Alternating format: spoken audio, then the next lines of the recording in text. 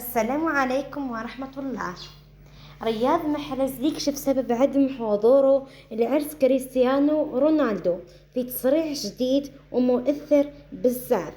بلا ما نطول عليكم، هكا قال رياض محرز في ستوري نتاع الانستغرام: بصراحة أنا قلقان منك يا كريستيانو، ما فهمتش علاه ما عيطليش لعرسك.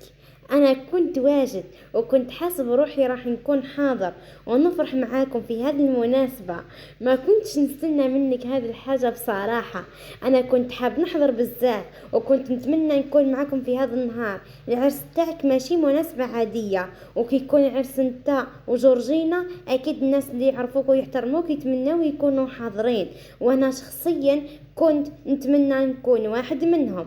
ماشي قضية دعوة وخلاص، القضية في الإحساس.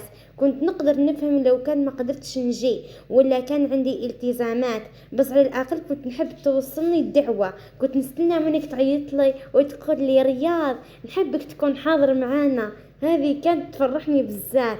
أنا كنت واجد وموجد روحي وكنت مخطط باش نحضره ونبارك لكم، وكنت حاضر باش نبارك لكم، لكن لا ما عرفتنيش، مانيش متوقعتها اصلا منك.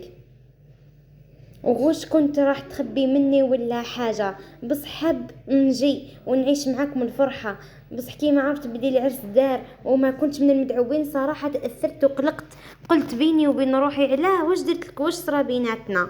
كريستيانو انا ما نحبش نخبي عليك، انا قلقان منك، كنت نتمنى منك موقف اخر، وكنت حاب بزاف نحضر عرسك. نتمنى لكم الخير والسعادة من قلبي، بصح ما نقدرش نقولك باللي الامر ما اثرش فيا. كنت حاب نكون حاضر وكنت واجد باش نجي، وكنت نتمنى دعوتك توصلني، لكن للأسف ما حضرتش. نورمال.